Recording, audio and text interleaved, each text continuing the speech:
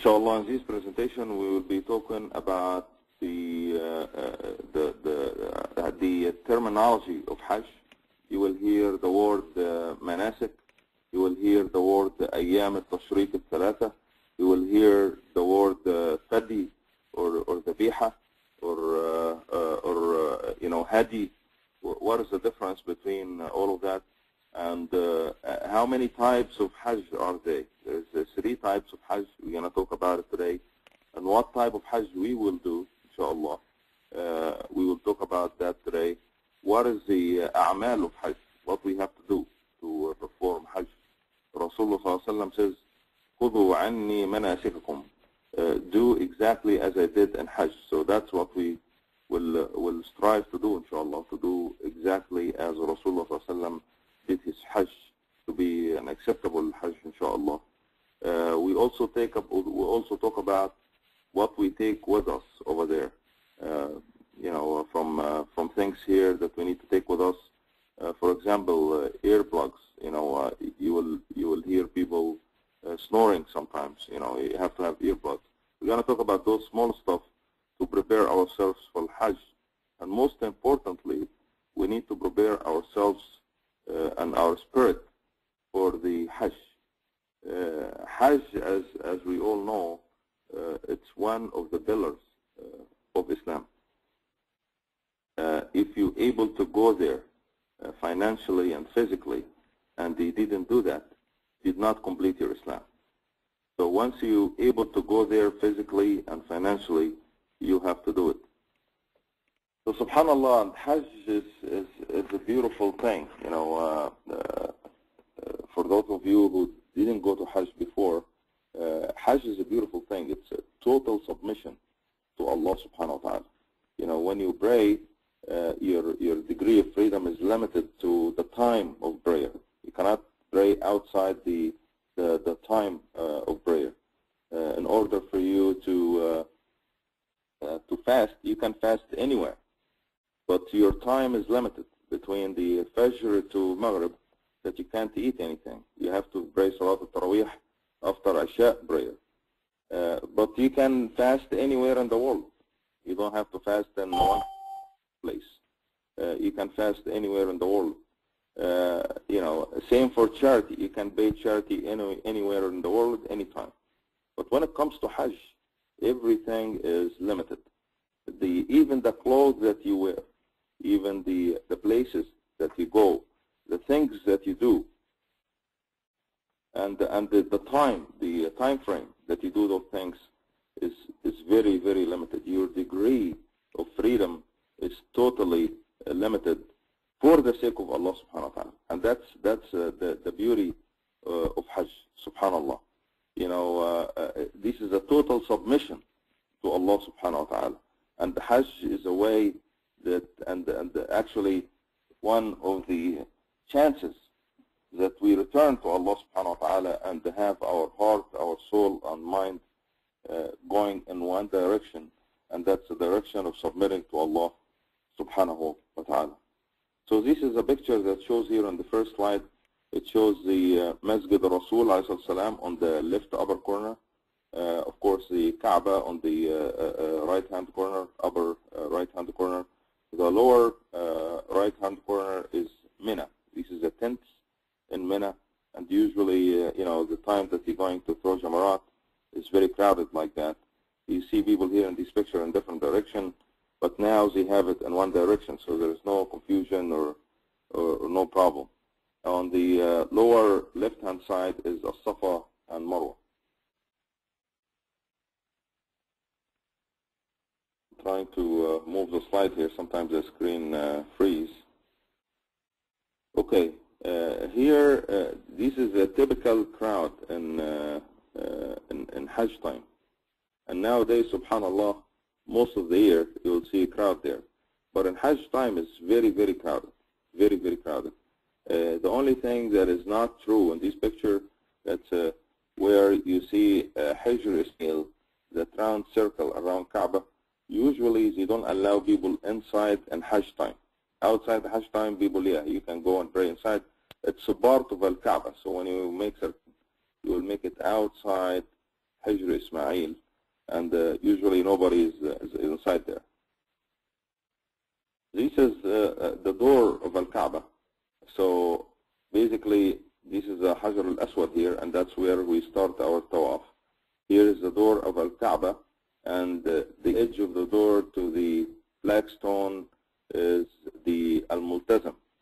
And some of the scholars are saying that your dua is accepted there. Here is Mina, a picture from Mina from the top. You will see a lot of tents, and we're gonna stay in Mina the 8th, part of the 8th of the Hijjah, and on the 9th we'll go to Arafah, inshallah, and at 9th the Hijjah at night we're gonna go to Muzdalifah, where there is no tents, and then the 10th, the 11th we will be inshallah in Mina again, and then back to our resident in Mecca. Here is the Mina tents, and as I mentioned earlier, now it's one way. There is no two ways over there, so one way, alhamdulillah, it's much easier. If you wanted to recognize, look up here where you see the yellow tag up there. Did anybody see that? Mm-hmm. Yeah. Okay. So we're going to talk about the terminologies, the steps of Hajj. What terminology you're gonna hear? You're gonna hear rukn or pillar of Hajj or pillar of Umrah. This is a mandatory act of Hajj, such as standing in Arafah, for example. You cannot do Hajj without standing in Arafah. If you didn't go to Arafah, you didn't complete your Hajj. Your Hajj is not complete. So rukn means that something that you have to do. There is no other choice. Must do. But the obligatory act of Hajj, this if you didn't do, then you will have hadi, which is the animal sacrifice.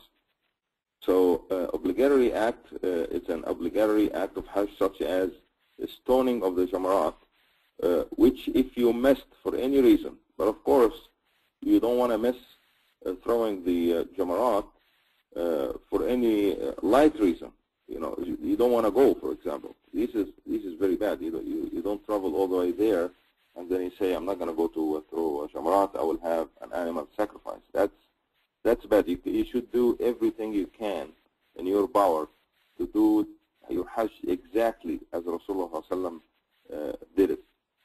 So if you didn't do it for any reason, somebody is sick, he can't find anybody to to ask him to do that for him.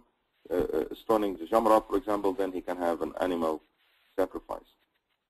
And Sunnah, of course, it's a desirable act of Hajj, other than pillar. And you will hear the manasik of Hajj, the mansak of Hajj, the ritual of Hajj and Umrah. And everything you do in Hajj is mansak. And when you add the mansak and mansak and mansak, it becomes the manasik. So this is a total action of Hajj. Restriction of ihram. Once you wear your ihram clothes, you will be prohibited from things that typically it's lawful to do outside the ihram time. It's like siyam. You know, typically outside Ramadan, it's fine to eat and drink during daytime. But inside Ramadan, even the halal things, you cannot drink and eat during the month of Ramadan. Same for ihram. Once you wear your ihram clothes, there is a lot of restriction. For men, they cannot cover their head, for example. They cannot wear a hat, for example. They cannot wear the regular clothes. They have to wear the ihram clothes. And the fidyah and the hadi, this is if you missed one of the obligatory acts or violating a restriction of ihram, animal sacrifice is a must. Now we're going to talk about the months of Hajj and Umrah. And the month of Hajj is Shawwal and Dhul Qa'dah and Dhul Hijjah. That doesn't mean that you can go Shawwal and do Hajj, of course not. But you can go to Saudi Arabia, because people in old days, they used to travel for years, for 6 months or 1 year to go to Mecca. So if they reach Mecca in Shawwal, for example, they can start the intention, but they don't do the a'mal of Hajj, of course, unless they come to the 8th of the Hijjah and they start the niyyah for Hajj. But if somebody came in Shawwal, he can start with Umrah and then take the ihram cloth off, and then will start the intention for ihram for Hajj on the 8th of the Hijjah. And we will see that when we show the types of Hajj that that we can do, possibly we can do Hajj well. So the days of Hajj, the actual days of Hajj start from the 8th of the Hijjah, which is the day of Tarwiyah. So this is the so this year, inshallah, will be the 14th of November. So actually, the ritual of Hajj start on the 14th of November. So this is Yawm al-Tarwiyah, which is the 8th of the Hijjah. The 9th of the Hijjah is the day of Arafah, which is the core of Hajj, the most important day of Hajj. And the 10th is the day of Al-Nahr, and this is the day of Eid. This is the day that we go and do the animal sacrifice. The 11th is the number 1 day of Ayyam al-Tashriq. The 12th is the 2nd day of Ayyam al-Tashriq. You will hear the days of Tashriq. That term, you will hear it a lot there. Ayyam al-Tashriq al-Thalatha, which is the 1, 2, 3 of Ayyam al-Tashriq. What is the meaning of Tashriq? Tashriq is, when the companion, radiallahu anhum, they used to go there, there was no refrigerator. It was only tents. There's no air condition, no nothing. So they used to, in the day of Eid, they used to sacrifice the animal. But how they gonna keep the meat good and alive, to eat it 3 days later? That was a question, since they didn't have refrigerator. So they used to take the pieces of meat, and with a knife, they just cut it in the middle, and they put it on the top of the tent for the meat to be good. And that's, when you do that, that's called sharq or tashriq. And that's why they call it the 3 days of Tashriq. And that's the 3 days after the days of Nahr, which is the sacrifice. So this is the days of Tashriq, or Ayyam al-Tashriq al-Thalatha. Now we're talking about, which is where once you reach, you have to have your ihram clothes on. So this is Mecca here. And this is Medina. This is Jeddah. So our gateway, we have to realize that we have our brother going through Mecca. We will be going through Medina. So if you are arriving at Medina airport, then you don't have to wear your ihram clothes before you got there. If you are arriving at Jeddah airport and going to Mecca first, then you will have to wear your ihram clothes, the airport, before you reach Jeddah. In that sense, for our brothers that are going with the other package, you will be wearing ihram clothes from Frankfurt airport, and our package will be going to Medina first, inshallah. We will be wearing our ihram clothes after we finish the days of Medina. So the ihram clothes should be on from Frankfurt airport, and have the intention once you come close to the miqat, and we will show that now for the brothers and sisters that are going to Medina. They don't have to do that. They will wear their ihram clothes as we're leaving Medina, inshallah. And this is a different miqat coming from different places. Yalamlam comes, if you're coming from Yemen, for example, their miqat, the time that they wear their ihram, is Yalamlam. And people coming from UAE, United Arab Emirates, Qarn al-Manazil is the time that they have to wear their ihram clothes off. We will be coming from Medina, so Dhul Hulayfa, that's where we have the intention for ihram. We will put our ihram clothes from the hotel, but as we approach the miqat, we will put we will have our intention with us. So, brother, this is the relative. brother. Yeah. This is Muhammad Akhtar. So basically, like we'll go to say like France. We don't need to put a haram there. So we go to Medina and then put the haram there. That's what No, for you, brother, you're gonna go to Mecca first.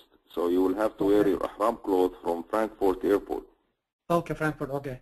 And do they And have then when you're close to Jeddah, they will tell you, if you wanted to start your intention for ihram, you can start it now.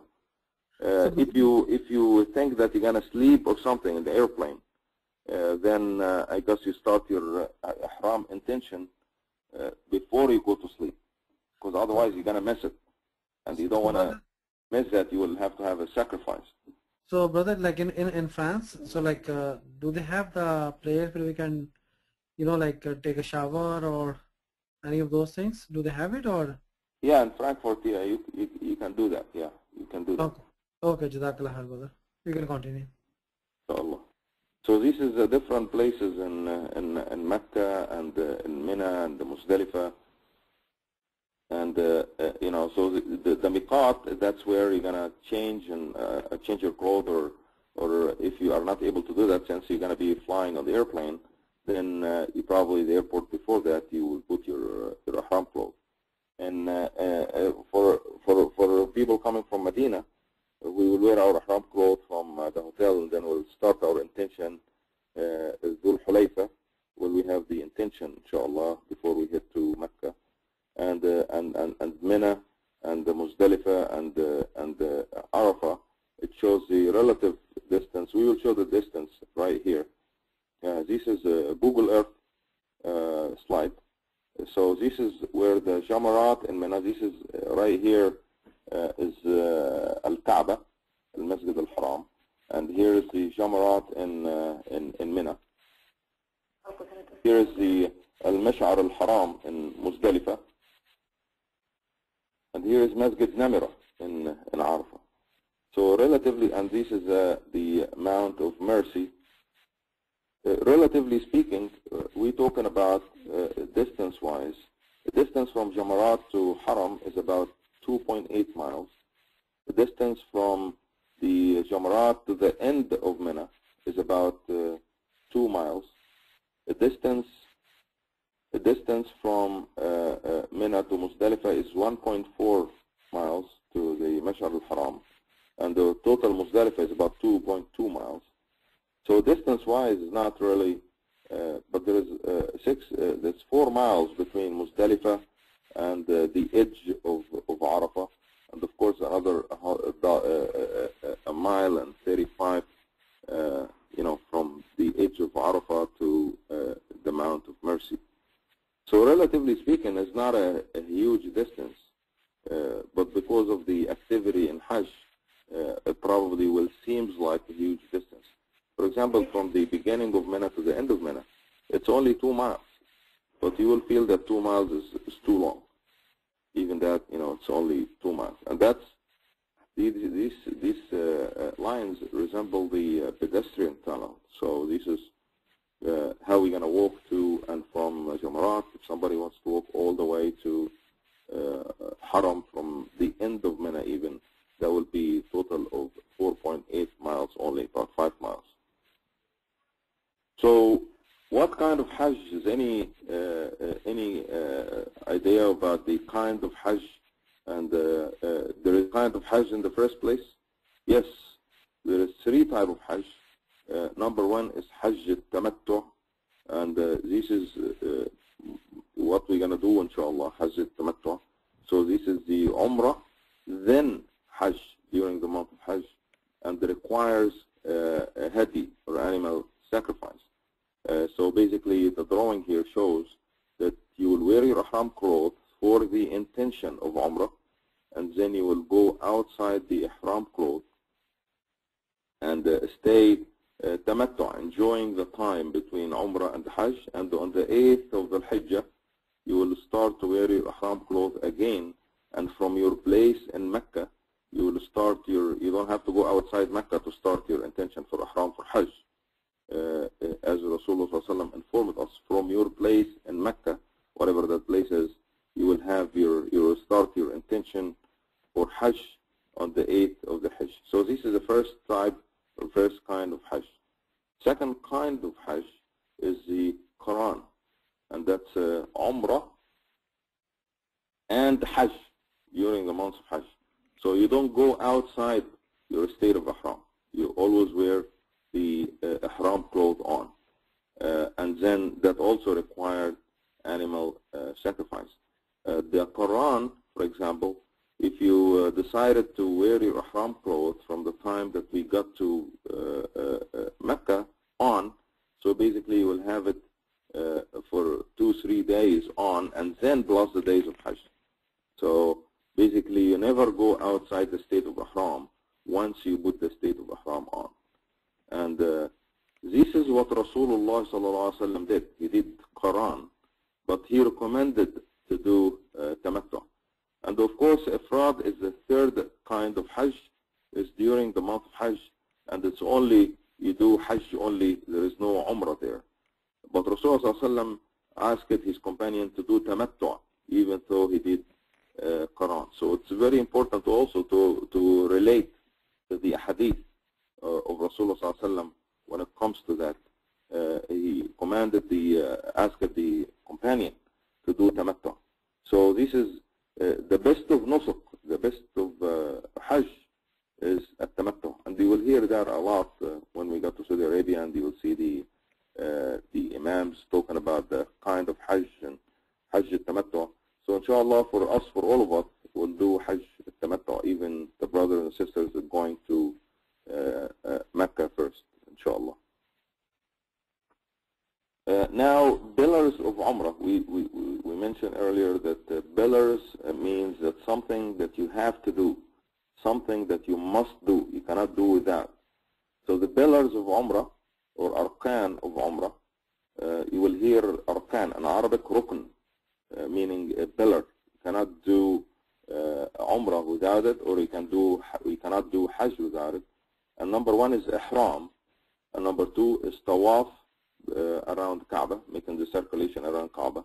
And number three is Sa'i between the Safa and Marwa. Now, what is the obligatory acts of Umrah? Wajibat, wajib, in Arabic it's called wajib. This is Ihram from outside the Haram.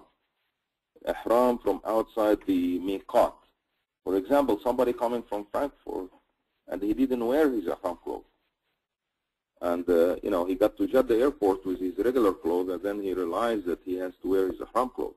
Then he has to have a sacrifice. His Umrah and his Hajj will be accepted, inshallah, but he will have to wear his Ihram clothes. I don't want to confuse our brother and sister going to Medina first.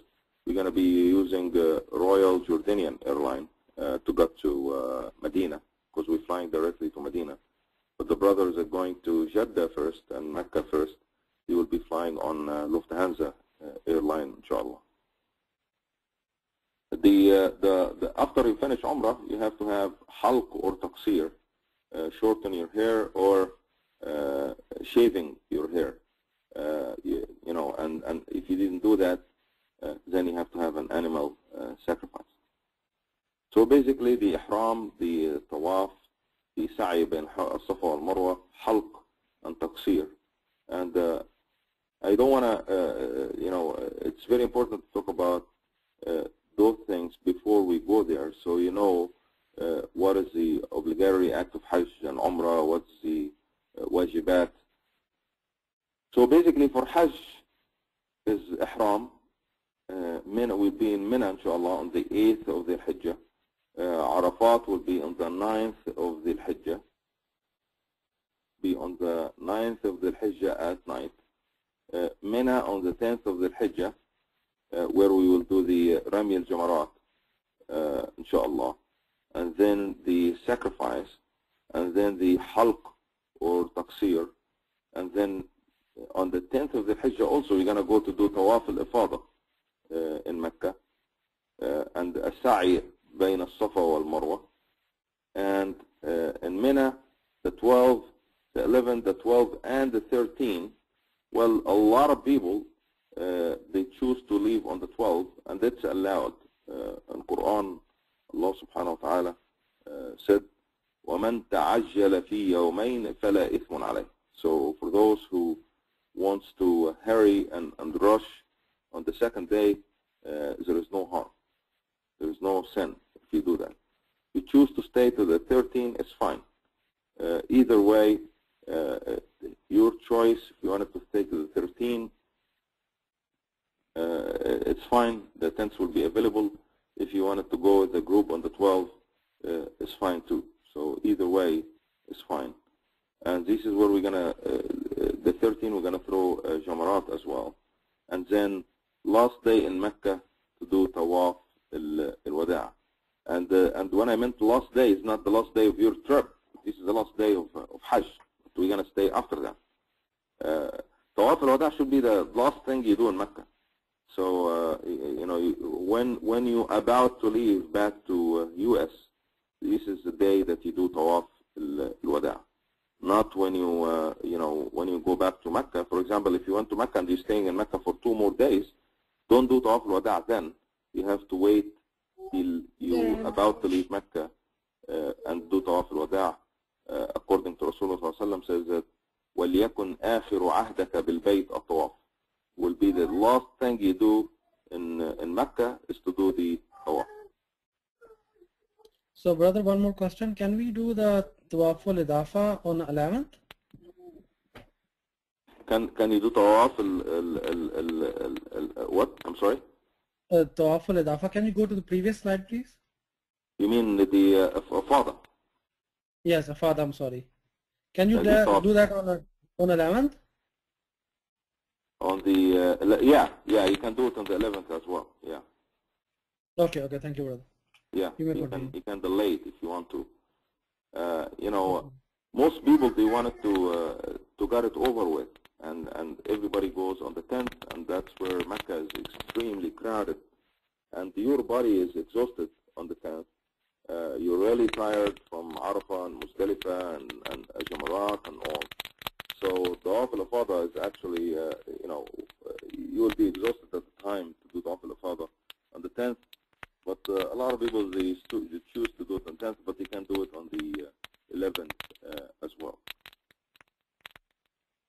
So the pillars of Hajj, or Arkan al-Hajj, and that's a word in Arabic, Rukn or Arkan. Rukn is one thing, Arkan is many things. So Ihram is standing in Arafat. You cannot do Hajj without Wuquf in Arafat. And then Tawaf al-Ifada is one of the pillars of Hajj. And Sa'i between Safa and Marwa, to make the Sa'i between Safa and Marwa, is one of the pillars of Hajj as well. The obligatory act of Hajj is Ihram from the Miqat, standing in Arafat until after sunset. You know, you'll see a bus driver said, brothers, finish early so we can leave early. We can leave before Maghrib, so we can be the first to get to Muzdalifah. Yes, you will be the first to get to Muzdalifah, but on the other hand, you missed one of the obligatory act of Hajj, so you don't want to do that. You wanted to stay after sunset. And sometimes the buses comes late and stuff, so Maghrib prayer and Isha prayer, you probably be still in Arafat if the traffic is crowded. You don't pray Maghrib and Isha in Arafat, because Rasulullah, what he did, sallallahu alaihi wasallam, he went to Muzdalifah and then he prayed Maghrib and Isha, you know, with one adhan and 2 iqam.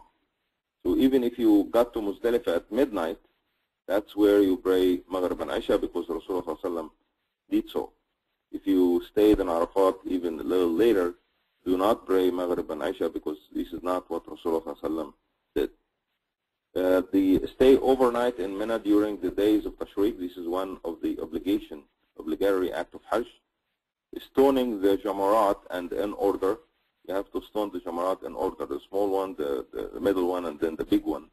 With the exception of the day of Eid, we only stone 7 stones for the big one. Only day that we throw only 7, but the days to follow, we will be throwing 21, 7 and 7 and 7. Shaving the head or cutting the hair and the farewell tawaf. So if somebody forgot to do the farewell tawaf, then there is a sacrifice. But we will go back to shaving the head. Rasulullah sallallahu alaihi wasallam says, رحم الله المحلقين.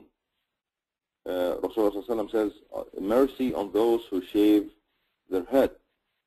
And one of the companions asked Rasulullah sallallahu alaihi wasallam, O Rasulullah, and those who cut their hair. Rasulullah sallallahu alaihi wasallam repeatedly said, رحم الله المحلقين 3 times, and then for the 4th time, when the companion was very persistent to ask, and those who shortened their hair, وَالْمُقَصِّرِينَ يَا رَسُولَ اللَّهِ, Rasulullah sallallahu alaihi wasallam replied, وَالْمُقَصِّرِينَ, and those who cut their hair. So inshallah we'll strive to do as Rasulullah sallallahu alaihi wasallam did. So inshallah we will do the halq. It's up to everybody, but this is a chance to have 3 times the mercy from Allah subhanahu wa ta'ala, and this is an opportunity that Rasulullah sallallahu alaihi wasallam making dua for those who shave their head. But some people, they are sick, they cannot shave their head and all, then there is of course an excuse, and they can cut their hair, cut their hairs. For sisters, only cutting the hair, and there are some mistakes is done in Hajj. You will see sisters at the end of Safa and Marwa when they finish the tawaf in Umrah. You will see they uncover their hair and they cut their hair for each other. This is haram, uncovering the head. So subhanallah, they should do it at their hotel room or something, but not in public like that. Here is the talbiyah, and the Rasulullah sallallahu was asked the companion to raise their voice in talbiyah. And the talbiyah, as we know, labbaik Allahumma labbaik, labbaik la sharika laka labbaik, inna alhamda wan ni'mata laka wal mulk la sharika laka labbaik. And Rasulullah sallallahu alaihi wasallam says that when he was asked about the Hajj and the best type of Hajj, he said that the best type of Hajj, أفضل الحج العج والثج, and that's the sacrifice, a Hajj that has a sacrifice, and also the Hajj that you raise your voice with talbiyah. And here is the black stone. That's where we start our tawaf. And when we start our tawaf, we have to point out to the Hajar al-Aswad and say, Allahumma imanan bika wa tasdiqan bi kitabik wa wafa'an bi ahdik wa ittiba'an li sunnati nabiyyika Muhammad sallallahu alayhi wa sallam. That's what we have to say when we start our tawaf. And one thing about tawaf, when we do the tawaf al-qudum, the arrival tawaf for men, we have to uncover our right shoulder. So uncovering the right shoulder and doing a speed walk, if you will, for the first 3 circulation around Kaaba. Not all of them, but only for the 3 circulation around Kaaba. When we're done with tawaf, then we have to cover back our shoulder, because we're going to pray 2 rak'ah behind the Maqam Ibrahim. There is 2 rak'ah sunnah tawaf behind the Maqam Ibrahim. So you will make Maqam Ibrahim between you and the Kaaba if you can. If you can't, so Allah subhanahu wa ta'ala knows your intention, so you can pray anywhere, but your intention is to have Maqam Ibrahim between you and Kaaba. You will start with the first rak'ah with Qul ya ayyuhal kafirun, and the second rak'ah Qul huwa Allahu ahad. And then when you're done, you go to Zamzam and drink from Zamzam as much as you can. As Rasulullah sallam, he saw one of the companions drinking from Zamzam, but he was taking a sip of water. So Rasulullah sallam advised him, this is not how you drink Zamzam. And Rasulullah sallam showed him that when you drink Zamzam, you drink as much as you can and fill all your body with water, if you will, and then you make dua. And the dua, when you drink from Zamzam, Allahumma arzuqni rizqan wasi'an, you ask Allah subhanahu wa ta'ala to provide you with a lot of substance. And wa ilman nafi'an, and you ask Allah subhanahu wa ta'ala to provide you and give you the ilm, the knowledge. Wa du'a'an mustajaba, and answer your prayers. Wa shifa'an min kulli da', and cure you from all the diseases. So this is a dua, Allahumma arzuqni rizqan wasi'an wa ilman nafi'an wa du'a'an mustajaba wa shifa'an min kulli da'. So when you uncover the right shoulder, it's called al-ittiba'. And it shows here under the tawaf, the first one, al-ittiba'. And that's uncovering the right shoulder. And then when you do the speed walking at the first recirculation around Kaaba, it's called al-raml. And this is the second one under the al-ittiba'. And then we pray to Rak'ah and drink from Zamzam. And the Tawaf al-Qudum means, of course, the arrival Tawaf. And here the definition, of course, you know, the speed walking, we will do it only for the 3 circulation around Kaaba, but uncovering the right shoulder will be for the 7th round of Tawaf. And then we have to cover the right shoulder and then pray the 2 rak'ah, inshallah. Here is Maqam Ibrahim. And that's, you will see the footstep of Sayyidina Ibrahim. واتخذوا من مقام إبراهيم مصلى. And this is the ayah in Quran, واتخذوا من مقام إبراهيم مصلى. This is, subhanallah, when you think about Maqam Ibrahim, this is only, and that's what you see inside Maqam Ibrahim. This is a footstep of Sayyidina Ibrahim. Subhanallah. That's what you see inside Maqam Ibrahim. When you think about the Hajj and the building of Al-Kaaba, we have to relate about the history of Al-Kaaba, and when the Kaaba was built, and when Allah subhanahu wa ta'ala commanded Sayyidina Ibrahim to build Al-Kaaba. Subhanallah, Sayyidina Ibrahim wants to perfect the structure, perfect the Kaaba. So he used to step away from Kaaba and asked his son, with the help of his son, to bring a stone so he can step on it and see the beauty of his building. And then he didn't finish when his hands reached it, but he used to take that stone and put it right next to the wall and build even a higher wall to make it perfect. And that's why Allah subhanahu wa ta'ala, when he mentioned Hajj, he says, فِيهِ آيَاتٌ بَيِّنَاتٌ, clear verses. And then he mentioned Maqamu Ibrahim. So even if he mentioned so many signs and so many verses in Hajj, he mentioned only Maqam Ibrahim, as if Maqam Ibrahim is a symbol of the many things and many verses you see in Hajj, because he perfected the structure. And that gives us an indication. We try to perfect our Hajj as much as we can, and we don't take the shortcuts. If it's Sunnah, we try to avoid it or try to not doing it.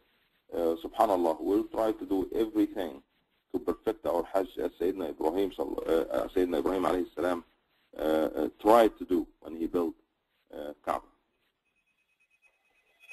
When you reach Safa, you recite the following ayah. إن الصفا والمروة من شعائر الله فمن حج البيت أو اعتمر فلا جناح عليه أن يطوف بهما ومن تطوع خيرا فإن الله شاكر عليم. Yeah, once we got to As-Safa and Marwa, we start with As-Safa, And as Rasulullah says, نبدأ بما بدأ الله به. We'll start with what Allah subhanahu wa ta'ala start with. إن الصفا والمروة. Allah start with Safa, and that's بما بدأ الله به. So this is what we should say when we got there. And you cannot climb the mount of Safa right now. As you see, they built a little fence around it. So you will be sitting in front of it, actually. You will be sitting in this area and making the dua, making the tasbih.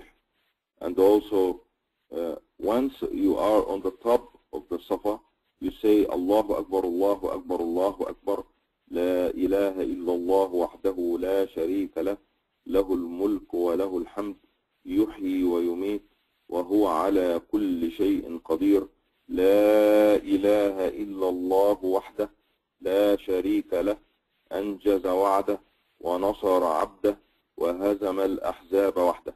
You have to say that every time you step on Al-Safa or Al-Marwa in that sense. And after you say that, you direct yourself to face Al-Kaaba, and then you make dua. Allah subhanahu wa ta'ala will answer your prayer, because this is one of the places that Allah subhanahu wa ta'ala yastajib ad-dua. So, and you say that 3 times, and you make the dua in between. And then, from Safa to Marwa is 1, and from Marwa to Safa is 2. So you do that 7 times. So when you go from Safa to Marwa, this is 1. You come back from Marwa to Safa, this is another 1. So your total will be 7. So since you start with Safa and it's odd number, you will end in Marwa, inshallah. There is 2 green lights in between. We have to speed walk in a way for men, or jogging in a way. For sisters, they don't have to do that. And for sisters, when they do their tawaf, the first 3 circulations, they don't need to run. Only for men, they need to run and jog in between those 2 green lights, and they will have to say the following.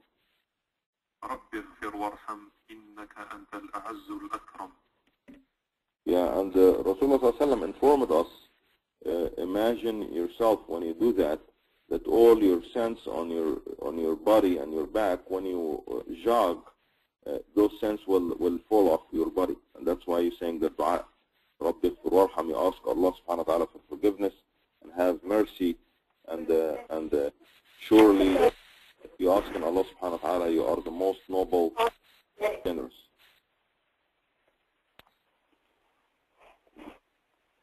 And this is the exit from Marwa. Any questions so far?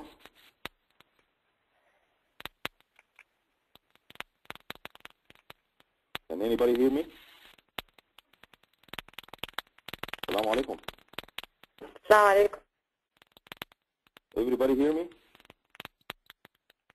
Yes, I can hear you. I don't know about anybody else. Okay. Yes, I can hear you, brother, so you can continue. Okay.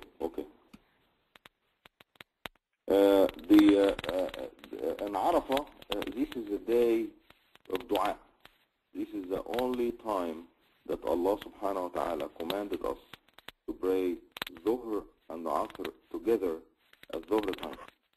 So we pray Dhuhr, Qasr, 2 rak'ah, and then we finish and we pray Asr, 2 rak'ah, Jama' Taqdeem. And that's probably one of the things that you need to know and need to read about, the Salat al-Qasr, and that's, making your Salah short. The 4 rak'ah will become 2 rak'ah. And also you need to know about Salat al-Janazah. That's a funeral Salah, because after every Salah, that will be Salat al-Janazah. So you need to know how to pray Salat al-Janazah and read about it, so you can benefit from praying Salat al-Janazah, inshallah. And the Rasulullah ﷺ informed us the best of dua دعاء عرفة. Allah subhanahu wa ta'ala commanded us to pray Zuhr and Asr together.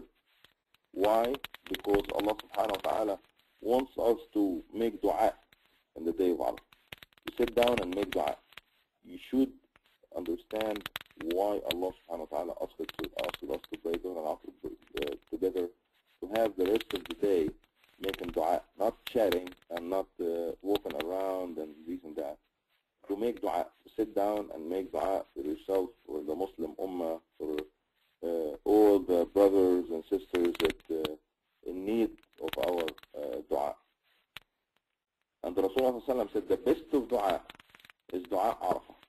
The best of dua is dua Arafah. And the best thing that I and the prophets had said on the evening of Arafah, what is and that means that not only Rasulullah did Hajj, all the prophets before him did Hajj as well. And the best of dua is saying La ilaha illallah wahdah la sharika lah lahul mulk wa lahul hamd wa huwa ala kulli shay'in qadir. This is the best of dua that Rasulullah informed us to say. So when Rasulullah said the best of dua is dua Arafah, that means that it's better than the dua in Laylatul Qadr, for example, the night of power. This is better than any other dua because Rasulullah informed us that the best of dua and the best of dua that Rasulullah said and the prophets before him is saying La ilaha illallah wahdahu la sharika lah lahul mulk wa lahul hamd wa huwa ala kulli shay'in qadir. لا إله إلا الله وحده لا شريك له له الملك وله الحمد وهو على كل شيء قدير. So in summary, this is the miqat, Mina, Muzdalifah, Arafah. So ihram, you're gonna take a shower or something, and then if you are not able to take a shower, that's fine. I mean, if you constrain or there's a lot of crowd on the shower and you are not able to do that, that's fine. You wear your ihram clothes and you recite talbiyah and all that when you got to the miqat. And then we go to Mina, and I don't want to confuse between Umrah and Hajj. If you coming from outside Saudi Arabia, you will do Umrah and you will go to outside the state of Ihram, and then at the 8th of the Hijjah, you will wear your Ihram clothes from your place in Mina, in Mecca, and then head to Mina on the 8th of the Hijjah. On the 9th of the Hijjah, we will go to Arafat, inshallah. And then after sunset, we will be going to Muzdalifah, inshallah, at night. We pray Maghrib and Isha combined. And then, see, there is a mistake on number 4 here. Arrive in Muzdalifah at night, pray Maghrib and Isha combined was Asr. No, that's not right. I'm glad I realized that. We will pray Maghrib and Isha when we got to Muzdalifah. We will pray Dhuhr and Asr in Arafah together. When we pray Dhuhr, we pray Asr as well. Sleep at night in Muzdalifah. There is no tents in Muzdalifah. So we'll have our sleeping bag or something. And pray Fajr and then make Zikr and leave Muzdalifah to Mina shortly after sunset. Sunrise. And then we go to Mina. We arrive in Mina. We're gonna get to Mina to Jamarat. We throw the 7 pebbles on the first day of Eid, which is the 10th. And then we're gonna go to do Tawaf al-Ifada, and then go to Mecca to do Tawaf al-Ifada, and then go back to Mina for the 11th, the 12th. If you want to stay the 3rd day, it's up to you. It's available. If you wanted to go back to Mecca, it's fine as well. And before we leave Mecca, we should do Tawaf al-Wada', the farewell Tawaf, and then back to US. So basically, that concludes the Hajj presentation. But now we're going to talk briefly about preparation for Hajj and memorizing some of the dua from Quran and Sunnah. I will send an email with a list of dua, about 2 pages, 3 pages, in Arabic and English. Learn how to pray the funeral prayer. Learn the etiquette of visiting the graves, and the ruling of Salat al-Safar, traveler's prayer, like shorten your prayer. Mental and physical preparation, and it's always good to do a medical checkup, before you go there. Keep in mind when you back for Hajj to make it light. Stay light and carry small stuff with you if you can. If you take a medication, take your medication with you. It's always good to travel light and Hajj, and do not take valuable with you. Don't take all your jewelry with you for sisters, for example. Or some brother last year, he told me that his laptop is $4,000 and he can't find it, and then he found it in his other bag. He forgot he put it in the other bag, for example. Don't take valuable. If your laptop is $4,000, don't take it with you to Hajj. Most items are available in Saudi Arabia, so usually it's actually cheaper. Take advantage of that, if you want to buy it there instead of carrying it with you all the way. If your first stop Mecca, then you will have to buy your ihram clothes from here, from US. So make sure that the medication, your medication, it's preferable to have a $100 bill. Don't take $5 and $10 and $20 for exchange. To get the better exchange rate, you should have $100 bills. And if you wanted to have your belt with you and stuff like that, that will help.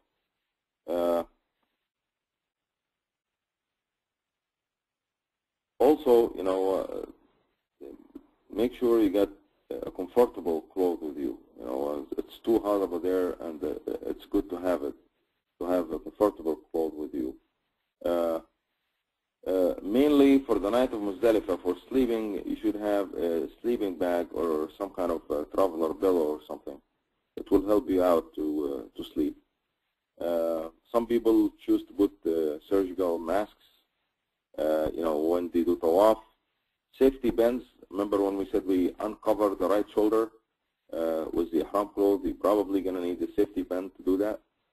Earplugs for those who can't sleep when somebody talking next to them or something. Having an earplugs is a blessing. Some brothers snore at night, so having that would be good. Will be good to have. Eye cover, because I guess in Mina, in the tents, that would be some kind of light. So it's just people coming in the tents or leaving the tents. We have to leave some light on. So we should have an eye cover for our eyes. Some people choose to have a counter for the tawaf, to count their tawaf so they don't get confused. Vaseline, it's important because, with the heat and everything else, you will get burns and friction. Small flashlight, alarm clock, choosing the shoes or slippers is very important because we're going to walk a lot. So you got to be ready for that. If you have MP3 player for Quran or iPod or something, that would be good. So when you're stuck in traffic, you'll be reading Quran or listening to Quran. And that's basically conclude my presentation. So I ask Allah subhanahu wa ta'ala to have Hajj Mabrur for all of us and accept our Hajj from us, inshallah. We will try to have another presentations to come, but we'll see the availability of the brothers and sisters. See, usually the first presentation like that, you will get a lot of people confused about the timing and all. So very typical. That's happened in the first and even second presentation. And after that, everybody is adjusting. So inshallah, we'll try to do several presentations. This is the first one. I know the information is overwhelming, but hopefully it gives you an idea what to expect there. Expect some delay in traffic, of course, because everybody is going to the same place at the same time. For example, on the 8th of the Hajj, everybody is going to Mina. On the 12th of the Hajj, everybody is leaving Mina. So expect some traffic going and coming from Mina. On the first day of Eid, everybody is going to Mecca to do Tawaf al-Ifada. So the Tawaf will be kind of hard. So you got to remember all of that.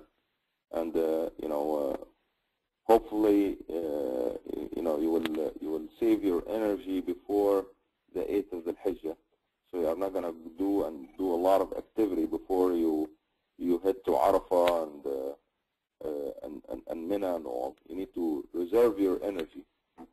Eating, my advice to you on the day of Arafah, try to eat as light as you can, because in Muzdalifah the bathrooms are very crowded. So try to avoid to go to the bathroom in Muzdalifah by not eating much in Arafah. So inshallah, these are the things that you should keep in mind. And if you have any question, I'll be ready to answer it inshallah.